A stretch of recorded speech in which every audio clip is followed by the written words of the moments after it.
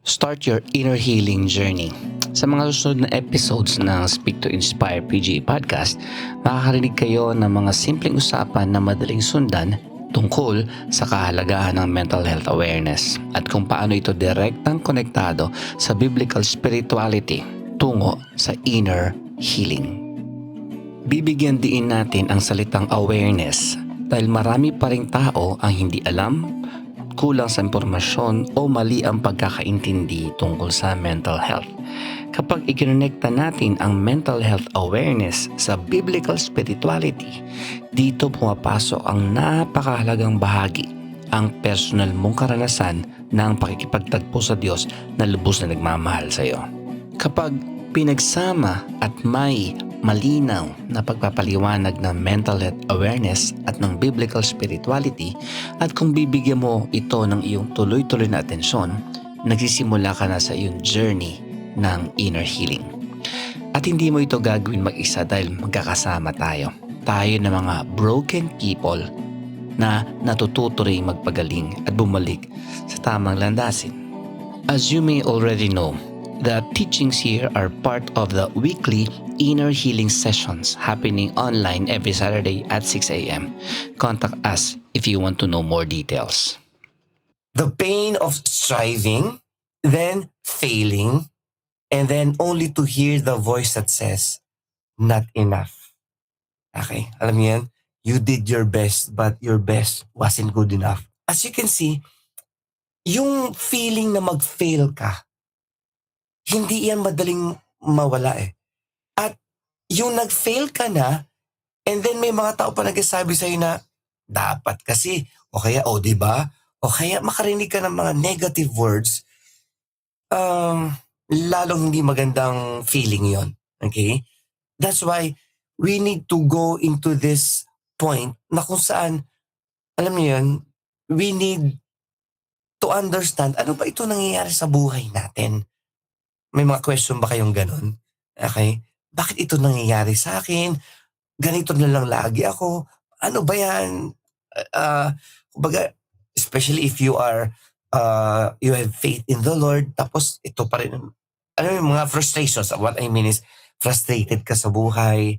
Pero, dahil mahusay tayo, in the midst ng mga struggles na yun, we're still smiling. Pero deep inside, may mga silent struggles. If you're that, then you've come to the right place. So dito sa inner healing sessions, itong ating pinaka-tagline. If you can see sa kabila pala, sa left side ko or right side ko. Okay? Discover the steps into transformation that heal from within. Thank you for taking time na pumunta rito. Okay? So, let's continue. Yan ang ating pag-uusapan. Okay? Medyo heavy lang yung title pero I'll make it light as possible. Okay? Part 2 na po ito pero medyo going back and forth tayo. And isang kagalakan na ma-share ko sa inyo na alam niyo yung feeling na may na-discover ka and you've doing this for the longest time, especially yung pastoral ministry na ginagawa ko. Okay? You're here because you chose to be here at talagang God gave you the opportunity to join. So, tuloy tayo. Ayan. Question. What's the pain of striving then failing only to hear the voice that says, not enough? Okay? So, hindi maganda yung feeling na yan. At sa panahon ngayon, by the way, sa panahon ngayon, yung salitang, hindi mo na validate ang feelings ko. Okay? Meron bang validation na nangyayari sa'yo lately o na-invalidate ka? Ano man ang feelings mo? Well, pag-aralan natin yan this morning. If awareness helps us see the problem, what helps us find the solution? Halimbawa, ito yung panahon kasi na ang mga tao aware sa mga nararamdaman. 'Di ba? At tayo mga nagasalita o mga kumakausap sa mga families and friends natin, sobrang meticuloso tayo on how we say and how and what we say. Kasi bakit? Baka ma-offend ko yung tao eh. O kaya tayo naman yung tao na yon, na-offend ako. o hindi niya ako naunawaan. Okay? Is there truth sa mga bagay na yon? Okay? Is there truth dun sa sa mga pangyayari na yon? So, tuloy. Here's the premise. Ito yung pag-uusapan natin. Okay? Genuine healing requires how people relate to God, understand themselves biblically, and encounter the person of God. Okay. I-unpack natin yan sa the rest ng few minutes na to. Sino dito ang gusto ng, alam niyo yun, maging maalwan ang pakiramdam?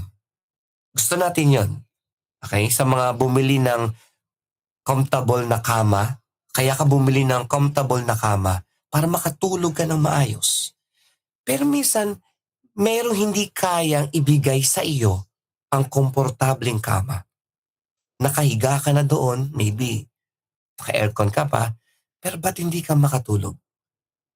Something is wrong na hindi kayang ibigay nung kama na maganda at nung air-conditioned room. As you can see, yan yung isang side ng buhay natin na kailangan nating ma-deal at maunawaan. And in that area, you need healing. Okay?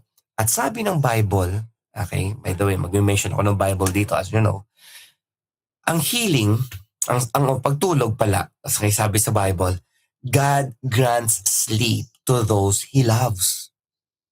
So basta di ako makatulog, hindi ako mahal ng Diyos. Wait lang. Okay, huwag ka masyadong magmadali. God grants sleep to those He loves. Ibig sabihin, mahal ka ng Diyos. Pero ba't hindi ka makatulog? Maybe, on the other side, nakakalimutan mo tanggapin ang pag-ibig ng Diyos. Hindi mo na-encounter ang pag-ibig ng Diyos on that moment, kaya hindi mo makuha yung tulog na dapat makuha mo. More of that sa pagpapatuloy natin na. Wait lang. So, the deepest ache you feel is actually your soul. Okay, ito. Pagka meron kang unpeacefulness, ang ganda naman ng kwarto ko, ang ganda ng higaan ko, ba't di ako makatulog? Yung deepest ache na yon na nasa kaloob-looban mo, ay warning or boses ng iyong kaluluwa na nagsasabi na, hey, kailangan mo ng magandang relationship sa Diyos. Hindi another medicine. Of course, I'm not against medicine. Dapat din yan. Pero yan ay sa physical side ng buhay mo. Sa chemicals ng katawan mo. Pero on the spiritual, hindi kaya imit ng gamot, even nung kausap mo minsan. Even ang magandang higaan. Only one person can meet that. It's God. Okay, yan ang reality. Genuine healing happens only in the presence of God at yung awareness. Okay? So, meron akong mathematical equation. Okay? Ito yung framework na sinasabi natin. Yung framework is that you need mental health awareness. Okay?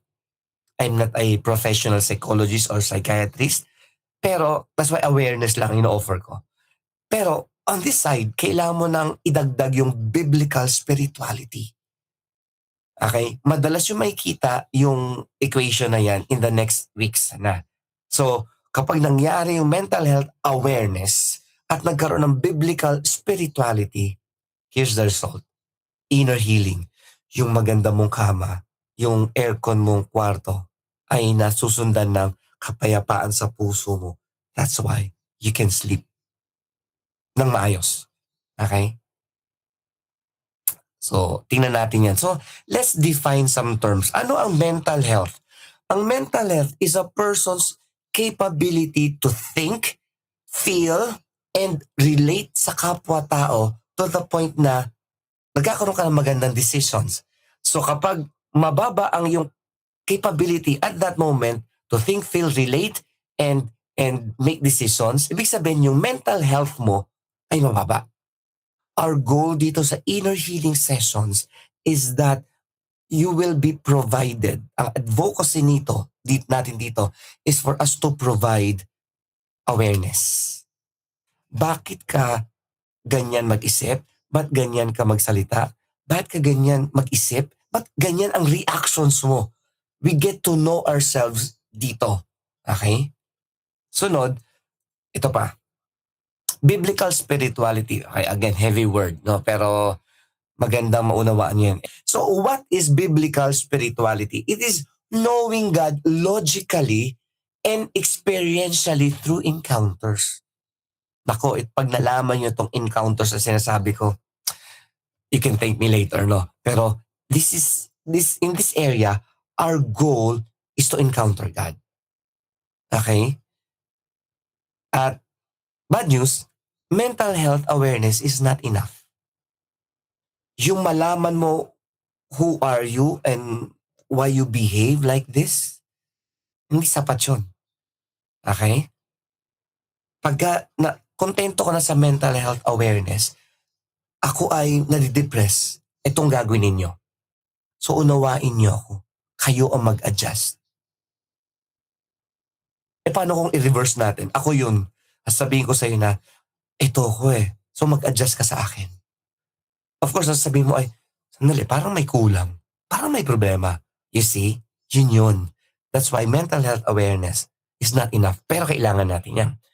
That's why kailangan natin i-partner ang biblical spirituality. At ano ang result? Itong result, inner healing. Okay? The result is inner healing. And when we experience inner healing, it is when yung self-awareness mo ay nag-i-increase. Kaya pala ako ganito kasi ganito. Kaya pala ako mahiyain. Nung bata pala ako, madalas akong ipahiya. Ikaw ba yon? Kaya pala ako madaldal kasi baka yung mga tao hindi ako naiintindihan. Kaya pala ako madaldal, ako ay attention seeker, gusto ko sa akin lahat nakatingin. Okay, kaya pala ganito, you understand yourself. Pero in the light of biblical spirituality, and then you make this goal. Okay, Lord, baguhin niyo pa ako sa area na to. Kaya pala hirap akong magpatawad. Kasi ilang beses na pala akong napahiya, ilang beses na pala akong na-judge. That's why, in defense, hindi ako magpapatawad. That's when that time, inner healing happens to you when you say, Lord, turuan mo akong magpatawad. Okay? Andiyan ba kayo? Few more minutes. Okay, nasa na? So again, ito yung equation. This is the framework. And nag-research ako, sabi ko, okay, wala masyado nag-offer nito. Yung ganitong klase na analogy or equation. So here sa inner healing session, yan ang next pang pag-uusapan natin. So yung kaba ko na, meron ba kami pag-uusapan pa in the next months?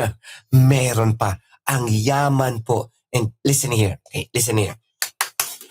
Ang yaman ng Bible when it comes to human behavior, when it comes to understanding yourself, when it comes to understanding other people, especially when it comes to encountering God. Nako, I tell you, kakaiba ito. That's why first time mo man dumating dito or matagal ka nang pupunta dito, you will feel excited sa buhay.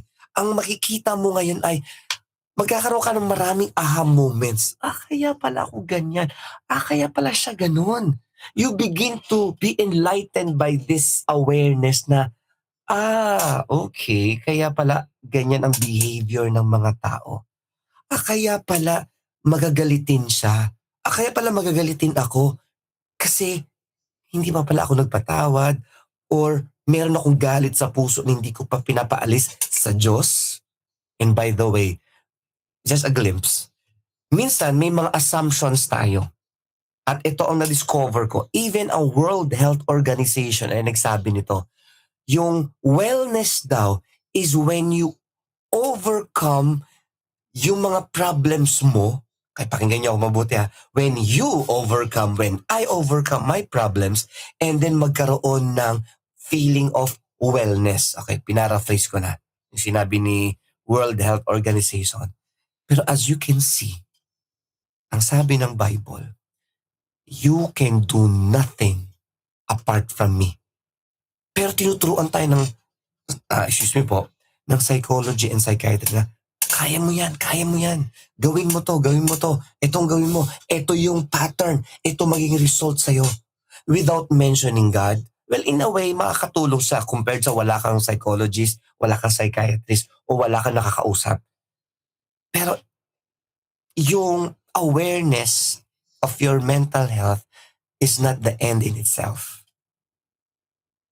Ang sabi ng Bible,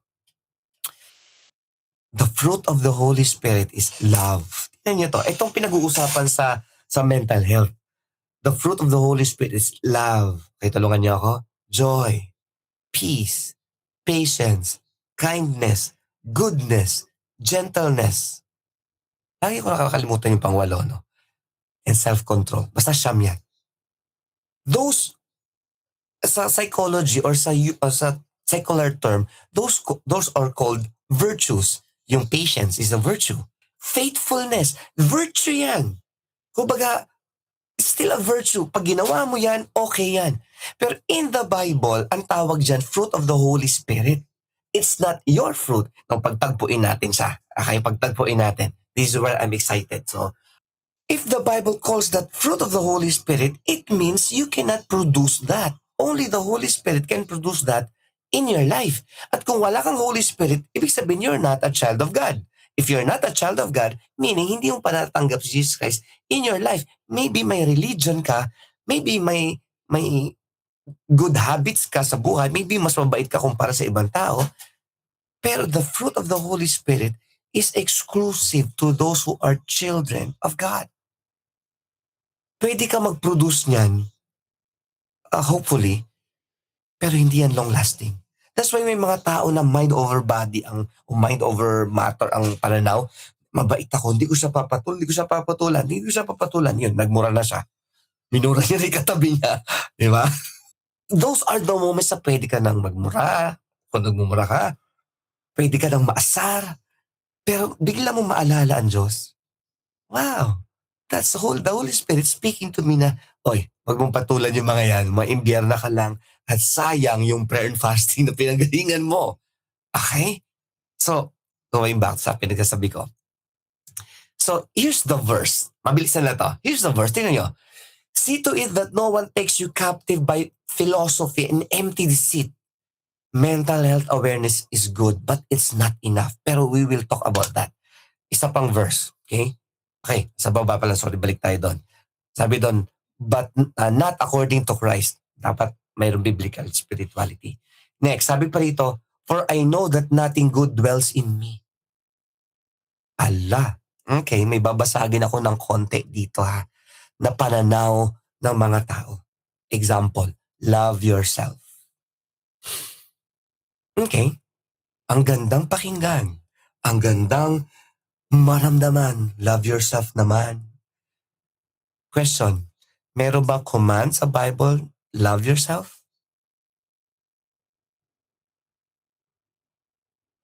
Meron bang command sa Bible na love yourself? Okay? Wala. Walang command. Love one another. Wala din yung love another one, ha? Pero love yourself, wala din. How come we as Christians sabihin natin, love yourselves? Huwag natin sasabihin yung hindi galing kay Lord John. Galing yan sa secular na pananaw, which is good, pero again, kulang na kulang. At ang sabi pa rito, for I know that nothing good dwells in me. Alam mo, mabuti kang tao eh. No, sabi ni Christ, there's nothing good in us. We are sinners. So there's nothing good in you. Sabi nila, no, palabasin mo sa kalooban mo yung power na yan. Magkaroon ng good vibes. Okay, anong mapoproduce mo dyan? I don't know. Pero that's not effective. That's not true and that's not effective. So what should we do? Ang sabi rito ay, sabi verse 19, for I do not do the good I want, but the evil I do, but the evil I do not want is what I keep on doing. Kaya mayroon kang failure because you are relying on yourself. And you are relying on people na sila din ay hindi kaya yung sarili nila. No, we rely Sa Diyos. Anong kayang ibigay ng Diyos sa'yo? Peace, galing sa Diyos yan. Hindi mo pwedeng i-manufacture yan. Love, hindi rin galing sa'yo yan. Hindi mo kaya i-manufacture yan. God manufactures that for you. So, sa lahat ng sinabi ko, start your inner healing journey. Kung nakapag-umpisa ka na, continue on. It's a journey. Be aware of your mental health and be ready for God encounters.